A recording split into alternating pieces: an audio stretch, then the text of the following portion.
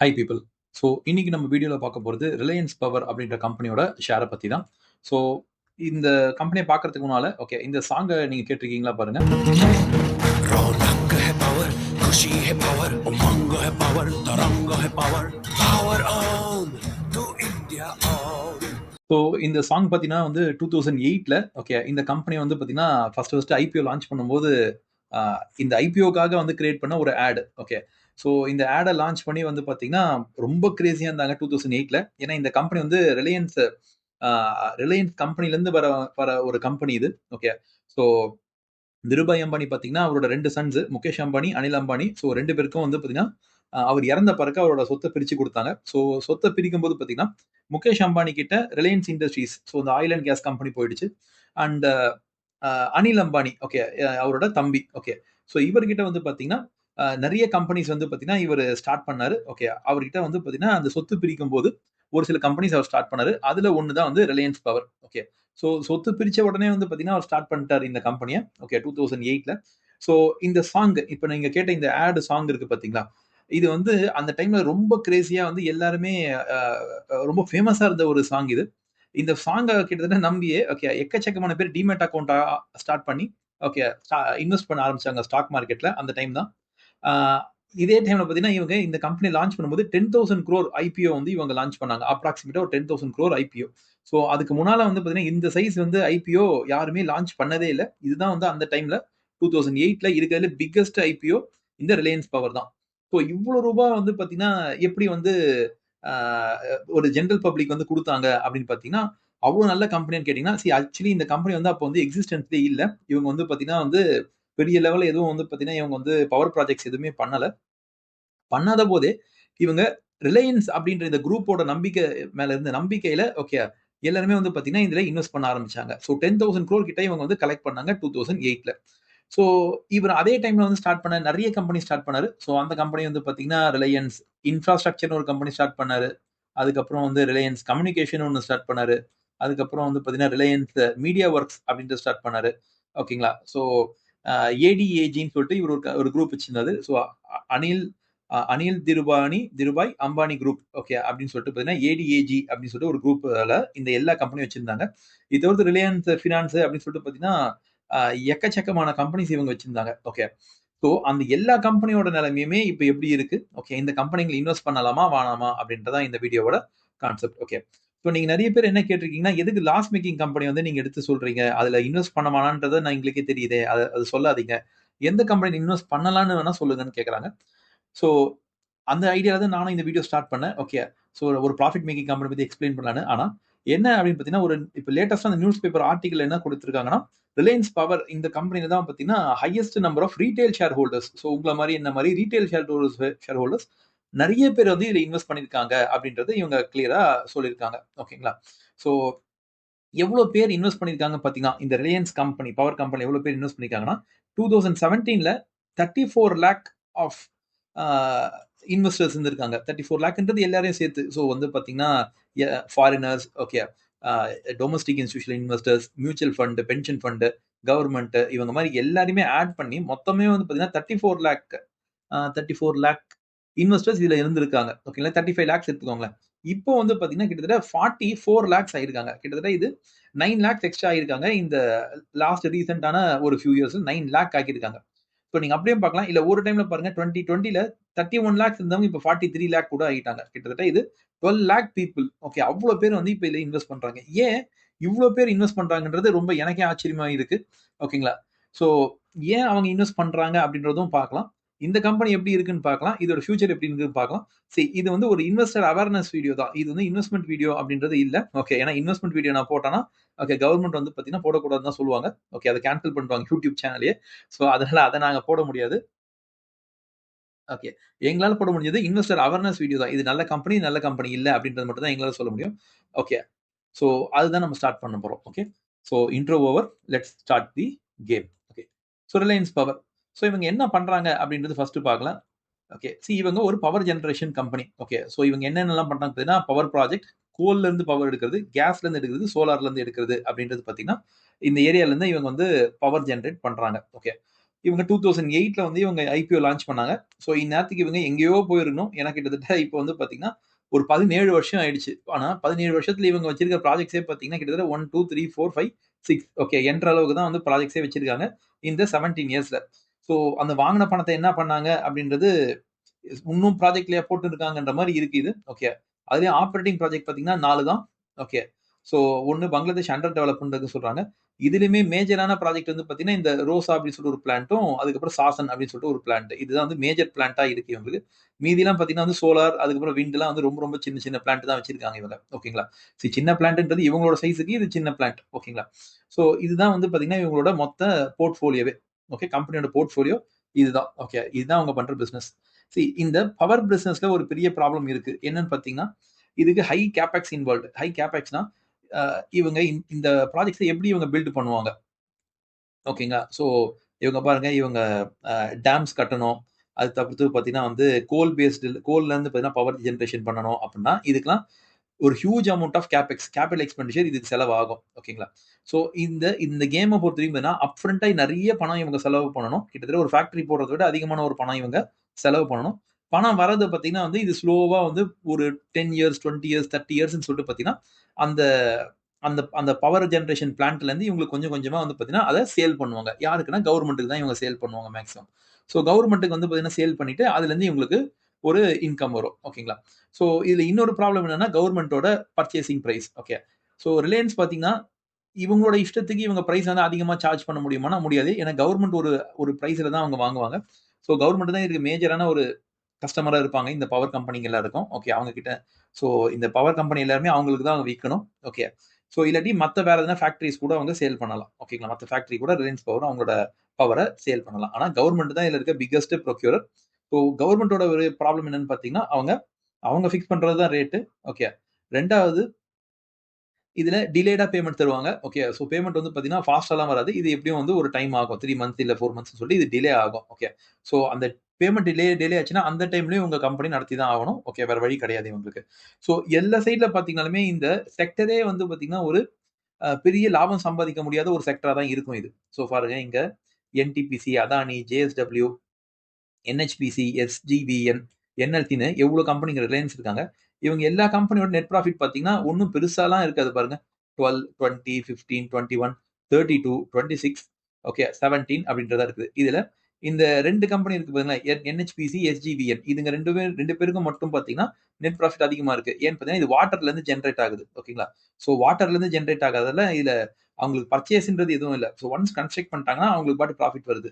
So இந்த 2 company தான் வந்து பார்த்தீங்கன்னா, ஹை ப்ராஃபிட் இருக்கு. இந்த 2 கம்பெனி நீங்க ரிமூவ் பண்ணிட்டீங்க அப்டின்னா, ஓகே. இந்த ஆவரேஜ் நெட் ப்ராஃபிட் பார்த்தீங்கன்னா, கிட்டத்தட்ட 15க்கும் கீழ போயிடும். 15 ரேஞ்சுல இருக்கும். ஓகே. 15ன்றது ஒண்ணும் பெரிய நம்பர் கிடையாது. ஏன்னா, இவங்களோட கேபெக்ஸ் ரொம்ப அதிகம். இவங்களோட கன்ஸ்ட்ரக்ஷன் பண்ண வேண்டிய இந்த இந்த விஷயம் எல்லாமே ரொம்ப காஸ்ட்லியான விஷயம். ஸோ, ஆப்வியஸ்லி இந்த கடன் இந்த கம்பெனிக்கு பார்த்தீங்கன்னா, கடன் வாங்கிடுவாங்க. ஓகே. இங்க இருக்க எல்லா கம்பெனியுமே நீங்க உள்ள போய் செக் பண்ணீங்கன்னா, இவங்க கடன் வாங்கிடுவாங்க. ஏன்னா, கடன் வாங்காம இது ரன் பண்றது கஷ்டம். ஸோ, இவங்க கடன் வாங்கிட்டு கன்ஸ்ட்ரக்ஷன் பண்ணிட்டு, அதுக்கப்புறம் நெக்ஸ்ட் 20 இயர்ஸ், 30 இயர்ஸ்க்கு பார்த்தீங்கன்னா, அதுலேருந்து பணம் சம்பாதிக்கணும். அங்கேயும் கவர்மெண்ட் பார்த்தீங்கன்னா, ஒரு மேக்ஸிமம் பிரைஸ் தான் ஃபிக்ஸ் பண்ணியிருப்பாங்க. ஸோ அங்கேயும் வந்து இவங்களால ரொம்ப பிரைஸ ஏத்த முடியாது. ஏன் கவர்மெண்ட் அந்த அந்த பிரைஸ ஃபிக்ஸ் பண்றான் மேக்ஸிமமா? இவ்வளோ ரூபாய்க்கு தான் நான் உங்ககிட்ட இருந்து பவர் வாங்கிப்பேன்னு சொல்லிட்டு ஏன் ஃபிக்ஸ் பண்றாங்க பார்த்தீங்கன்னா, இவ் ரிலையன்ஸ் மாரி கம்பெனிஸ்ங்க வந்து பார்த்தீங்கன்னா, அவங்க அதிகமா எங்களுக்கு குடுங்க. பவருக்கு அதிக அமௌண்ட் ஒரு யூனிட்டுக்கு குடுங்கன்னு கேட்டாங்கன்னா, கவர்மெண்ட் வந்து பார்த்தீங்கன்னா, நம்ம கிட்ட தான் கேட்கணும். ஸோ நம்ம வந்து பார்த்தீங்கன்னா, கன்சியூமர்ஸ் ஓகே பவரோட கன்சியூமர்ஸ். நம்ம கிட்ட தான் அதிகமா கேட்கணும். அப்பன்னா நம்ம வந்து பார்த்தீங்கன்னா, சார்ஜ் நம்ம அதிகமா பே பண்ற மாரி ஆயிடும். நம்ம ஆஃப் கோர்ஸ் நம்ம அதிகமா சார்ஜ் நம்ம பே பண்ண மாட்டோம். ஏன்னு பார்த்தீங்கன்னா, ஏற்கனவே வந்து பில் கட்டுறதுக்கு நம்ம ரொம்ப கஷ்டப்பட்டுன்னு அழுதுன்னு இருப்போம். ஐயோ! இவ்ளோ ஆயிடுச்சு பில்லுன்னு. ஓகே ஏசி போட்டு ரூ. 5,000 கட்டணுமேன்னு அழுதுன்னு இருப்போம். ஓகே. இதுல இதுல சார்ஜ் அவங்க ஏத்திட்டாங்கன்னு வச்சுக்கோங்க கவர்மெண்ட். ஓகே. அவ்வளவுதான் நம்ம போராட்டம் பண்ண ஆரம்பிச்சுருவோம். ஓகே. இது ரொம்ப பெரிய பொலிட்டிக்கல் ப்ராப்ளம் முடிஞ்சிரும். ஸோ கவர்மெண்ட் பார்த்தீங்கன்னா, ஒரு பிரைஸ்ல தான் இவங்க வந்து பர்ச்சேஸும் பண்ணுவாங்க. ஒரு மேக்ஸிமம் பிரைஸ்ல தான் ஒரு இவங்க பண்ணுவாங்க கவர்மெண்ட்டும். ஸோ ஸோ இந்த கம்பெனிக்கு பார்த்தீங்கன்னா, இந்த கம்பெனிக்கு பிரைஸ் வந்து ஏத்தினே இருக்க முடியாது அப்படின்ற ஒரு ப்ராப்ளம் இவங்க எல்லா விதமான பவர் ஜெனரேஷன் கம்பெனிக்குமே இங்க இருக்கு. ஓகேங்களா? ஸோ இதுல இந்த கம்பெனியோட ஸ்பெஷாலிட்டி என்ன அப்படின்னு பார்த்தீங்கன்னா, இவங்க நல்லா தான் சேல்ஸ் பண்ணியிருக்காங்க. ஓகே. ஒரு டைம்ல நல்லா தான் ப்ராஃபிட்லாம் சம்பாதிச்சிருக்காங்க. ஓகே. ஸோ வந்து 2014 நல்லா தான் இருக்காங்க. அதுக்கப்புறம் பார்த்தீங்கன்னா 15 ஓகே. 16, 17, 18 அங்கெல்லாம் வந்து நல்லா தான் இருந்திருக்காங்க. அதுக்கப்புறமா தான் பார்த்தீங்கன்னா, இவங்க லாஸ் மேக்கிங் பண்ண ஆரம்பிச்சிருக்காங்க. ஸோ நமக்கு இது என்ன ப்ராப்ளம் அப்படின்றது நம்ம இதை பார்க்க வேணாம். ஆனா இவங்க பார்த்தீங்கன்னா, இவங்க சேல்ஸும் பாருங்க அதுக்கப்புறம் கொஞ்சம் கொஞ்சமா கொலாப்ஸ் ஆக ஆரம்பிக்குது. ஓகே 10லேருந்து 9, 8, 7 அப்படியே கொஞ்சம் கொஞ்சமா போயிட்டு 7லயே அப்படியே வந்து ஒரு ஃபிக்ஸ்ட் ஆயிடுச்சு அந்த சேல்ஸ் அப்படின்றது ஃபிக்ஸ் ஆன மாரி ஆயிடுச்சு. ஓகேங்களா? ஸோ ஒரு 2017க்கு மேலேயே இவங்களுக்கு வந்து சரியா டைம் இல்ல அவங்களுக்கு. ஓகே அங்கேருந்தே பார்த்தீங்கன்னா, இவங்க கொஞ்சம் கொஞ்சமா கொலாப்ஸ் ஆக ஆரம்பிச்சுட்டாங்க. ஸோ இவங்களோட ப்ராஃபிட்டும் பார்த்தீங்கன்னா, அங்கேருந்து கொஞ்சம் கொஞ்சமா கொலாப்ஸ் ஆக ஆரம்பிச்சிருச்சு. ஓகே. ஸோ ஒரு அங்கங்க ஒரு சில வருஷம் ஆனா ப்ராஃபிட் இருக்கே தவிர்த்து நல்லா கொலாப்ஸ் ஆக ஆரம்பிச்சிருச்சு இது. ஓகேங்களா? ஸோ இதுக்கு முக்கியமான ஒரு காரணம் என்னன்னு பார்த்தீங்கன்னா, இவங்க வாங்குன கடன் திரும்பவும் வந்து கடன் தான். கடன் பார்த்தீங்கன்னா 30,000 crore கடன் வாங்கியிருக்காங்க. ரிசர்வாவே அவங்க வந்து ஒரு 16,000 crore வச்சிருக்காங்க. கிட்டத்தட்ட ஒரு 46,000 crore அவங்க கிட்ட பணம் இருந்த பணத்துல, ஓகேங்களா? இப்போ இத இது திரும்பவும் பார்த்தீங்கன்னா, ஹையா போயிட்டு, ஓகே 30,000லேருந்து ஒரு 33 வரைக்கும் ஹையா போயிட்டு, திரும்ப இவங்க கொஞ்சம் கொஞ்சமா கடன அடைச்சிருக்காங்கன்னு சொல்றாங்க. ஓகேங்களா? ஸோ எப்படி இந்த கடன அடைச்சாங்க அப்படின்றது பண்ணியிருக்காங்கன்னு பார்த்தீங்கன்னா, ஷேர் இஷ்யூ பண்ணியிருக்காங்க இவங்க. ஓகேங்களா? ஸோ இங்க நீங்க பார்த்தா தெரியும். 2800 இந்த ஷேர் வந்து பார்த்தீங்கன்னா, நம்பர் ஆஃப் ஷேர்ஸ். இங்கேருந்து பார்த்தீங்கன்னா, இங்க வந்து திருப்பி ஷேர் இஷ்யூ பண்ணியிருக்காங்க. திரும்பவும் இஷ்யூ பண்ணியிருக்காங்க. திரும்பவும் இஷ்யூ பண்ணியிருக்காங்க. ஸோ 3 டைம்ஸ் இஷ்யூ பண்ணியிருக்காங்க. இஷ்யூ பண்ணதுல அந்த வந்த பணத்த வச்சு இவங்க என்ன பண்ணியிருக்காங்கன்னா, ஒரு வேளை இவங்க கடன அடைச்சிருக்காங்க போல இருக்கு. அப்படின்றத இவங்க சொல்றாங்க. ஓகே கடன அடைச்சிருக்கோம்னு. ஓகே. சோ அட்லீஸ்ட் இது இது பார்த்தீங்கன்னா, இது எப்படி இருக்குன்னு பார்த்தீங்கன்னா, இவங்க பெட்டர் ஆகுறாங்க அப்படின்றத இது காமிக்குது. கரெக்ட்டுங்களா? சோ அவங்க ஷேர் இஷ்யூ பண்ணியிருக்காங்க. பெட்டர் ஆகுறாங்கன்றது இது காமிக்குது. ஓகே. ஆனா என்ன ஒரே ஒரு ப்ராப்ளம்னா, இவங்க ஷேர் இஷ்யூ பண்ணா யார் வாங்குனா? அப்படின்றது இன்னொரு ப்ராப்ளமா இருக்கு. இவங்க ஷேர் இஷ்யூ பண்ணா யார் வாங்குனாங்கன்னு. ஓகே ஒரு ப்ராப்ளம். இது 2வது ப்ராப்ளம் ஷேர சும்மா சும்மா இஷ்யூ பண்ணினேவும் இருக்கக்கூடாது. சோ இங்க பாருங்க, இங்க 2500 இருந்த ஷேர் 50% எக்ஸ்ட்ராவா ஆயிட்டு. எக்ஸ்ட்ரா எக்கச்சக்கமான ஷேர் இஷ்யூ பண்ணி அது 4000 ஆக்கிட்டாங்க. ஓகேங்களா? நெறைய ஷேர் இஷ்யூ பண்ணாங்கன்னா, இது அது அது அது ப்ராப்பர் இல்ல. ஏன்னு பார்த்தீங்கன்னா, சப்போஸ் ஒரு கேக் இருக்கு. ஓகே. கேக்க வந்து பார்த்தீங்கன்னா, இங்க வந்து ஒரு 3 பேர் சாப்பிடுறாங்க. ஒரு கேக்க 3 பேர் சாப்பிடுறாங்க. இங்க பார்த்தீங்கன்னா, ஒரு கேக்க 4 பேர் சாப்பிடுறாங்க. அப்பன்னா, உங்களுக்கு பாகம் குறையுது. ஓகே. சோ இதான் ஈக்விட்டி ஷேர் இஷ்யூ பண்ணினே இருக்கிறதால வர பிரச்சனை. ஈக்விட்டி ஷேர் இஷ்யூ பண்ணீங்கன்னா, உங்களுக்கு எக்ஸ்ட்ரா ஒரு பாகம் போயினே இருக்கும். ஓகே. சோ இங்க 3 பேர் சாப்பிட்ட கேக்கு, இங்க 4 பேர் சாப்பிடுறாங்க. ஓகே. சோ இந்த கம்பெனி இப்ப லாபம் சம்பாதிச்சாலும், இந்த இடத்துல 3 பேர் அத ஷேர் பண்ணியிருப்பாங்க. இங்க 4 பேர் ஷேர் பண்றாங்க. சோ திரும்பவும் இதுதான் இதுல problem. So equity share issue பண்ணாலும் ப்ராப்ளம் இருக்கு. ஆனா அட்லீஸ்ட் இவங்க இஷ்யூ பண்ணி கடன் ஏதோ அடைச்சு, ஏதோ ஒண்ணு நல்லது பண்ற மாரி தான் தெரியுது இங்க. ஓகேங்களா? சோ இதனால தான் ரீட்டெயில் இன்வெஸ்டர் இத பார்த்து வாங்க ஆரம்பிச்சிருக்காங்க. ஓகேங்களா? 1 இப்போ இது நல்ல கம்பெனி நான் சொல்லல. ஓகே. இது இப்படி மூவ் ஆகிருக்கு அப்படின்றத நம்ம பார்க்கிறோம். இது தவிர்த்து இந்த கம்பெனி பார்த்தீங்கன்னா, அவங்களோட அசெட்ட ஏதோ சேல் பண்ண மாரி தான் தெரியுது. ஏன்னா, ஒரு 34,000 crore இருந்த அசெட்ட வந்து பார்த்தீங்கன்னா, இவங்க என்ன பண்ணியிருக்காங்க, இல்ல 7 கூட 38 கூட எடுத்துக்கோங்களேன். இதான் ஹையஸ்ட் நம்பர். 38,000 crore இருந்த அசெட்ட பார்த்தீங்கன்னா, இப்ப 31,000 crore கூட ஆயிடுச்சு. ஒருவேளை இவங்க சேல் கூட பண்ணதுக்கும் வாய்ப்பு இருக்கு. இல்ல இங்க கன்ஸ்ட்ரக்ஷன் ஆன அசெட்டா கூட இருக்கலாம் அது. இங்க வந்து பார்த்தீங்கன்னா சிடபிள்யூஐபின்னா current work in progress. So அவங்க ஏதோ கன்ஸ்ட்ரக்ட் பண்ற அசெட்டா கூட இருக்கலாம். ஒரு பில்டிங்கோ இல்ல ப்ராஜெக்ட்டோ கன்ஸ்ட்ரக்ட் பண்ற மாரி இருக்கலாம். ஸோ ஸோ இங்க பார்த்தீங்கன்னா ஒரு 38 இருக்கு. இங்க ஒரு 3600 இருக்கு. ஆட் பண்ணினா எப்படியும் உங்களுக்கு ஒரு 39 ஒரு அ 39, 42 42,000 crore வொர்த் ஆஃப் அசெட் இருக்கு. ஆனா அது இங்க 32,000 crore தான் இருக்கு. அப்பன்னா ஒருவேள அவங்க அசெட்ட சேல் பண்ணாலும் பண்ணியிருக்கலாம். ஓகேங்களா? சேல் பண்ணாலும் பண்ணியிருக்கலாம். ஓகே. ஸோ அதுவும் செக் பண்ணி பார்க்கலாம். அசெட்ட சேல் பண்ணியிருக்காங்களான்னு. ஸோ அது கேஷ் ஃப்ளோ ஸ்டேட்மெண்ட்ல போய் பார்த்தீங்கன்னா தெரிஞ்சிரும். ஸோ அசெட்ட சேல் பண்ணியிருந்தாங்கன்னா, அது இங்க வந்து பிக்ஸ்ட் அசெட் சோல்டுன்னு இருக்கு பாருங்க. இங்க எதுவும் இல்ல. ஸோ அவங்க அந்த அசெட்ட சேல் பண்ண மாரி தெரியல. பர்ச்சேஸ் பண்ணியிருந்திருக்காங்கன்னா, பர்ச்சேஸ் பண்றத நிறுத்திட்டாங்க.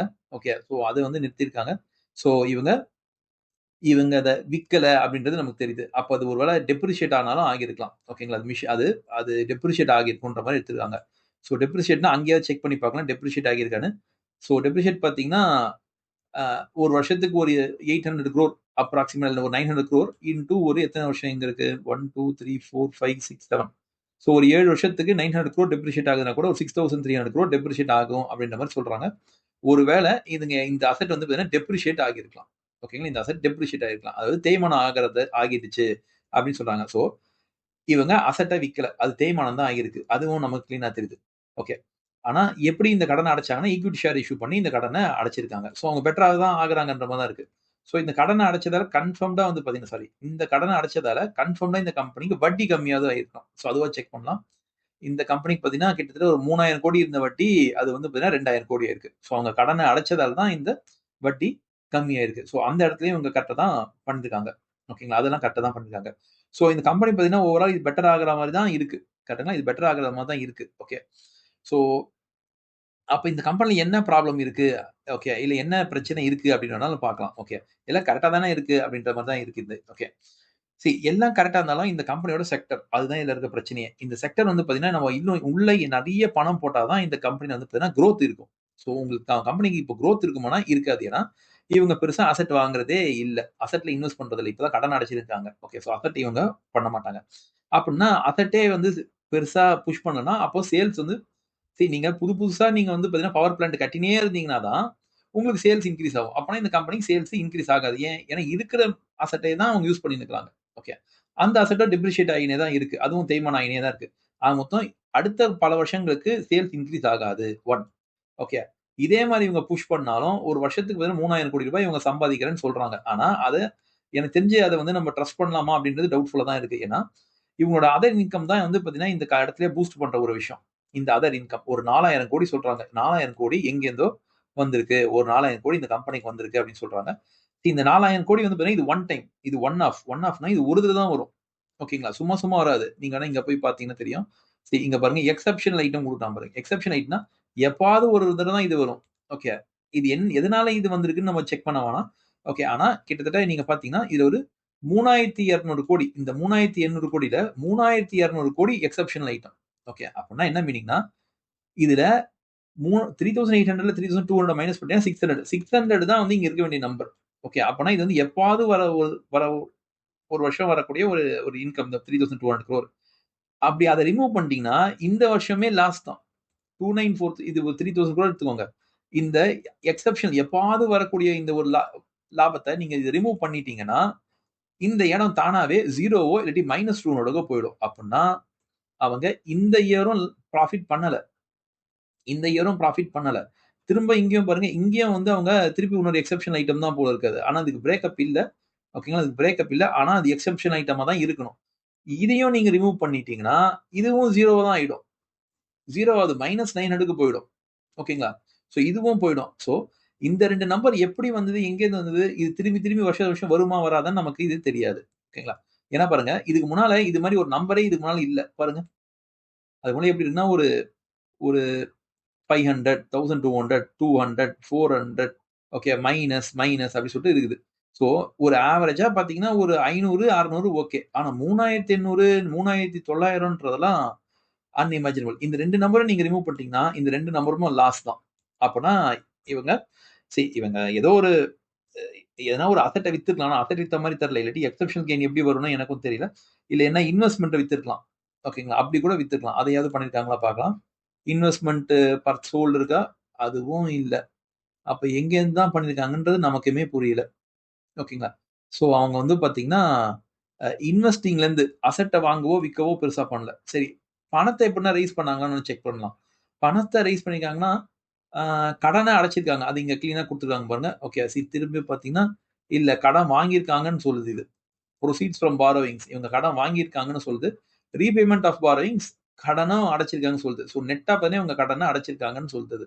ஓகேங்களா? இது தவிர்த்து பார்த்தீங்கன்னா, வேற எதுவுமே இல்ல பெருசா. சோ எங்கேருந்து அந்த அமௌண்ட் வந்தது, நம்பர் வந்ததுன்றது என்னால கண்டுபிடிக்க முடியல. ஓகேங்களா? என்னாலயுமே கண்டுபிடிக்க முடியல. ஓகே. சோ அது ஒண்ணும் தப்பு இல்ல. ஆனா என்னன்னா, இதுங்க எப்பவுமே ரிப்பீட் ஆகக்கூடிய நம்பர்ஸ் யூசுவலி கிடையாது. அப்பன்னா இந்த 2 ப்ராஃபிட்டுமே 0, 0வா கூட இருக்கலாம். ஓகே. சோ இப்போ உங்களுக்கு கான்செப்ட் புரியுதுங்களா? சோ இந்த கம்பெனி ஏன் இன்வெஸ்ட் பண்ணக்கூடாதுன்னா, இது ஒரு ஹை கேபெக்ஸ் இண்டஸ்ட்ரி. இதுங்க லாபம் நார்மலாவே கம்மியா தான் வரும். இவங்க கடன் வேற வாங்குனாங்கன்னா, இன்னும் மோசமா தான் போகும். ஓகேங்களா? சோ இந்த கம்பெனி நஷ்டத்துல ஆகுதுன்னா, இத திருப்புறது ரொம்ப ரொம்ப கஷ்டம். அதாவது டர்ன் அரவுண்ட் பண்றது ரொம்ப கஷ்டம். ஓகே. டர்ன் அரவுண்ட் பண்ணா அதுக்கு ஒரே ஒரு வழி தான் இருக்கு. இவங்க வந்து பார்த்தீங்கன்னா, அவங்களோட அசெட்ஸ வித்து, அதுலருந்து வர பணத்த எடுத்து அடைக்கணும்.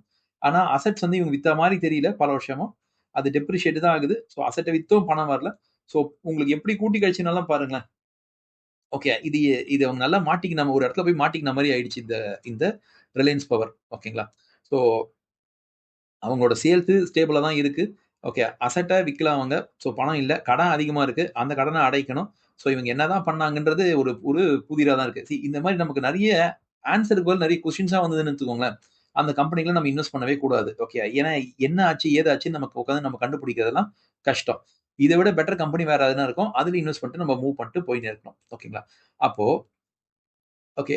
சோ இதுல ஏன் அப்புறம் ரீட்டெயில் இன்வெஸ்டர் பண்றாங்க? அதுதான் இதுல ட்ரிக்கே. ரீட்டெயில் இன்வெஸ்டரோட கதையே பார்த்தீங்கன்னா, அவங்க ஒரு சில விஷயங்கள் நெறைய விஷயங்கள் தப்பா பண்ணுவாங்க. ஓகே. இவங்க பண்ற விஷயம் என்ன பார்த்திருக்கீங்களா? ரீட்டெயில் இன்வெஸ்டர் என்ன பண்ணியிருக்காங்கன்னு பார்த்தீங்கன்னா, இங்க பாருங்க. இந்த கம்பெனி வந்து பாத்தீங்கன்னா ஒரு ஒரு 5 இயர்ஸ் முன்னாடி 2020ல ₹3 ட்ரேட் ஆயிருக்கு. ஓகே, ₹3 ட்ரேட் ஆயிருக்கு. ஓகே. அந்த ₹3 ட்ரேட் ஆன இந்த கம்பெனி வந்து பாத்தீங்கன்னா, இவங்க சிம்பிளா என்ன பண்ணிருக்காங்க, அதுக்கப்புறம் கொஞ்சம் கொஞ்சமா ஏறி இருக்கு. ஒரு 10 ஓகே, ஒரு 13 இத பார்த்த உடனே அவங்களுக்கு என்ன இருக்குன்னா, ஓகே, இது வந்து ஒரு மல்டி பேக்கர். இது ₹3 தானே போனா போது போடலாம். ஒரு ₹3000 போடலாம் வரட்டும்னு பார்த்து, இவங்க இங்க ஒரு ₹3000 போட்டிருப்பாங்க. ஓகேங்களா? ₹3 இருந்து ₹3000 போட்டிருப்பாங்க. இன்னைக்கு பாத்தீங்கன்னா, அத வச்சிருந்தாங்கன்னா, ₹3000 இன்னைக்கு ₹42,000 இருக்கும். கரெக்ட்டுங்களா? இங்க ஒரு 1000 ஷேர் வாங்குனாங்கன்னா, ₹3000 போடுறாங்க. 1000 ஷேர் வாங்குறாங்க. அந்த 1000 ஷேர் பார்த்தீங்கன்னா, இன்னைக்கு ₹42,000 ஆகும். வாவ்! இது சூப்பரா இருக்குதேன்ற மாரி நெனச்சுன்னு, ஓகே, இப்ப நெறைய பேர் என்ன பண்ணுவாங்க, இங்க யாருன்னா இன்வெஸ்ட் பண்ணாங்களோ இல்லையோ, இல்ல இந்த இடத்துல நெறைய பேர் வந்திருப்பாங்க. ஓகே, இங்க லேட்டஸ்ட்டா தான் இங்க வந்து பார்த்தீங்கன்னா, இங்க வந்திருப்பாங்க. ஓகே. இப்போ ₹42ல போடலாமா அப்டின்னா, இவன் என்ன ஃபீல் பண்ணுவான், பரவால்ல இன்னைக்கு ஒரு ₹40 தானே இருக்குது. இன்னைக்கு போட்டானா, இன்னும் ஒரு 5 வருஷத்துல வந்து பார்த்தீங்கன்னா, இது ₹420 ஆகும். ஓகே. சோ நம்ம இன்னைக்கு ஒரு ஒரு ₹1000 போடுறோம்னா, இன்னும் ஒரு 2, 3 வருஷத்துல பார்த்தீங்கன்னா, ₹10,000 கூட வரலாம். ஓகே. சோ இது ஒரு மல்டி பேக்கர் அப்டின்னு போடுவாங்க. மல்டி பேக்கர்ன்றது இப்டி வராது. ஓகேங்களா? மல்டி பேக்கர்ன்றது நம்ம பல்கா ஒரு லாபம் சம்பாதிக்க முடியுமானா, அது இந்த கம்பெனில சம்பாதிக்க முடியாது. ஏன்னா, இவங்க நல்ல ஒரு இடத்துல போய் மாட்டிக்கின மாரி ஆயிடுச்சு இந்த கம்பெனி. ஓகே. சோ இந்த கம்பெனியோட நிலவரத்த பாருங்க. நேத்திக்கு இந்த கம்பெனி ஓகே 6த் ஆகஸ்ட் அன்னைக்கு 5% டவுன் சர்க்யூட். லோவர் சர்க்யூட்ல இந்த கம்பெனி ட்ரேட் ஆயிருக்கு. 5% டவுன். லாஸ்ட் இதுக்கு முன்னால இந்த 5 நாள்ல பார்த்தீங்கன்னா, கிட்டத்தட்ட 19% டவுன். ஓகே.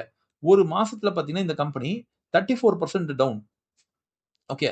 6 மந்த்ஸ்ல தான் வந்து பார்த்தீங்கன்னா, ஓரளவுக்கு ரிட்டர்ன் தருது. என்ன ரிட்டர்ன்? 0 ரிட்டர்ன். கிட்டத்தட்ட 1.3. ஓகே. அதெல்லாம் ரிட்டர்னே கிடையாது. 1 இயர்ல பார்த்தீங்கன்னா, அப்பவும் இது டவுன். ஓகே. 1 இயரும் இது ஒண்ணும் வொர்க் ஆகல. ஓகே. ஒரு சாரி இயர் டூ டேட். 1 இயர்ல பார்த்தீங்கன்னா, இது வந்து ஒரு 40% ரிட்டர்ன் குடுத்திருக்கு. இதுதான் ரீட்டெயில் இன்வெஸ்டர டெம்ப்ட் பண்ணியிருக்குது. ஓகேங்களா? இது தவிர்த்து பார்த்தீங்கன்னா, 5 இயர் ரிட்டர்ன் பார்த்தீங்கன்னா, இது கிட்டத்தட்ட ஒரு 10 மடங்கு போயிருக்கு. ஓகேங்களா? 5 இயர்ல.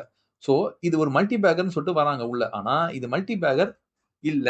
ஓகே. அது அது மேல வந்திருக்கலாம். ₹4 வந்து ₹40 ஆயிருக்கலாம். ஆனா, இந்த கம்பெனில நெறைய ப்ராப்ளம் இருக்கு. பினான்சியலே இதுல பாருங்க நெறைய ஸ்டக் ஆயிருக்காங்க. இதுல லேட்டஸ்ட்டா வந்த நியூஸ் என்னன்னு பார்த்தீங்கன்னா, இதோட சிஇஓ அனில் அம்பானி. ஓகே. அனில் அம்பானி வந்து பார்த்தீங்கன்னா, இவர் வந்து ஒரு ஃப்ராட் கேஸ்ல இவர வந்து விசாரிக்கிறதுக்கு கூப்ட்டுருக்காங்க இப்போ. ஓகே. சோ அதுதான் இங்க போட்டிருக்காங்க பாருங்க. So ah the Anil Ambani fraud case updates first round of questioning comes to. Okay. அப்படின்னு சொல்லிட்டு குடுத்துருக்காங்க. சோ வந்து ஒரு ஃப்ராட் கேஸ்ல இவர வந்து கூப்ட்டுருக்காங்க. ஓகேங்களா? இது தவிர்த்து கூப்ட்டுருக்காங்க. அவர ED investigates Anil Ambani over alleged bank fraud. Okay. So இவங்க ஒரு பேங்க்ல இருந்து லோன் வாங்குறதுல ஒரு ஃப்ராட் பண்ணியிருக்காங்க அப்படின்னு சொல்றாங்க. எவ்வளவு ரூபான்னா பார்த்தீங்கன்னா, கிட்டத்தட்ட ₹17,000 கோடி வந்து ஃப்ராட் பண்ணியிருக்காங்கன்னு சொல்லிட்டு இவர் மேல கேஸ் போட்டுருக்காங்க. ஓகே. கேஸ் போட்டுருக்காங்க.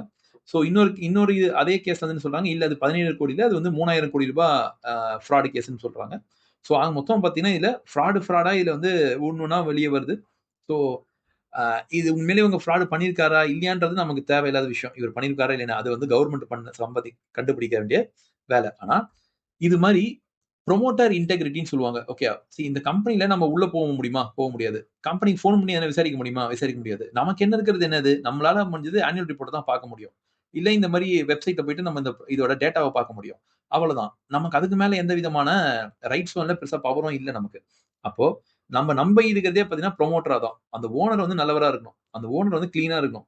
ஹானஸ்ட்டா இருக்கணும். அப்படி இருந்தா தான் நம்ம அவங்க இன்வெஸ்ட் பண்ண முடியும். இல்லன்னா, இந்த கம்பெனிக்குள்ள என்ன ஏது பண்றாங்கன்னு நமக்கு வந்து ஒண்ணுமே தெரியாது. இப்படி ஒண்ணுமே தெரியலன்னா, அப்ப நம்ம அந்த கம்பெனில இன்வெஸ்ட் பண்ணக்கூடாது. சோ, புரமோட்டர் இன்டெகிரிட்டி கொஸ்டினபிளா இருந்ததுன்னா, அவங்க ஹானஸ்டி வந்து அ நம்பிக்கைத்தன்மை இல்ல அப்படின்னா, அந்த கம்பெனில இருந்து அவாய்ட் பண்ணணும். சோ, பினான்சியலியும் பார்த்தீங்கன்னாலும் இந்த கம்பெனி அவ்வளோ ஒண்ணும் பெருசா சரியா இல்ல. புரமோட்டர் இன்டெகிரிட்டியும் பார்த்தீங்கன்னா வந்து இப்போ இடி, ரெய்டு, சம்மன் இப்படிலாம் பண்ணினே இருந்துட்டு பார்த்தீங்கன்னா, இருக்கிறது இன்னொரு மிஸ்டேக். ஓகே. இது 2ண்ட் மிஸ்டேக் தான். ஓகே. Second problem. இந்த கம்பெனில இன்வெஸ்ட் பண்ணக்கூடாதுன்னு. இத விட இதுல இருக்க 3வது ஒரு விஷயம் இருக்கு. ஓகே. அதையும் பார்த்துடலாம். 3வது விஷயம் பார்த்தீங்கன்னா, இவரு நடத்தின எந்த கம்பெனியுமே சரியா போனதே இல்ல. ஓகே. ஃபார் எக்ஸாம்பிள் பாருங்க, ரிலையன்ஸ் இன்ஃப்ராஸ்ட்ரக்சர். ஓகே. இந்த கம்பெனியும் பாருங்க, அதோட சார்ட் ஓகே மேக்ஸிமம் போடலாம். கவுந்துடுச்சு. ஓகேங்களா? கவுந்துடுச்சு. ஸோ இதுவும் பாருங்க கிட்டத்தட்ட ஒரு டைம்ல வந்து ₹2000 இந்த ஷேர், 2500 இந்த ஷேர். இன்னைக்கு ஒரு 271 ட்ரேட் ஆயிருக்கு. அப்ப இது மல்டி பேக்கரா? ₹9 இந்த ஷேர் வந்து பார்த்தீங்கன்னா, இன்னைக்கு வந்து 300 போயிடுச்சு. மல்டி பேக்கர்னா, இது மல்டி பேக்கர்னா உங்களுக்கு வேணா நீங்க நீங்க கேம்பிளிங் பண்றீங்க, சீட்டு விளையாடுறீங்க அப்டின்னா, அந்த மாரி நீங்க ஃபீலிங் இருந்ததுன்னா இந்த ஷேர்ல போடலாம். நீங்க இன்வெஸ்ட் பண்றேன்னு நெனச்சீங்கன்னா, இந்த ஷேர்லலாம் போடக்கூடாது. ஓகேங்களா? நீங்க கேம்பிளிங் பண்றீங்கன்னு நெனச்சீங்கன்னா, இதுல போடுங்க. ஓகே. நீங்க இன்வெஸ்டிங் பண்றீங்கன்னா, இது இல்ல. இது வந்து ஒரு இ இ இது இட்ஸ் இது ஒரு சீட்டு மாரி. ஓகே. லாட்டரி சீட்டு மாரி. வேணா போடுங்க. ஆனா இதுல இருந்தெல்லாம் உங்களுக்கு ஒண்ணும் இது இன்வெஸ்டிங்னு சொல்லாதீங்கண்ணா. இது பேர் இன்வெஸ்டிங் கிடையாது. ஓகே, இந்த கம்பெனி இன்வெஸ்ட் பண்ணீங்கன்னா பேர் இன்வெஸ்டிங் கிடையாது. இந்த கம்பெனில இவரோட அடுத்த கம்பெனி பாருங்க, ரிலையன்ஸ் கம்யூனிகேஷன். ரிலையன்ஸ் கம்யூனிகேஷன்ல போய் இப்ப நீங்க சிம் வாங்க பாருங்க. சிம்மே கிடைக்காது உங்களுக்கு. ஏன்னா கம்பெனியே இல்ல. ஓகே, சிம்மே இல்ல.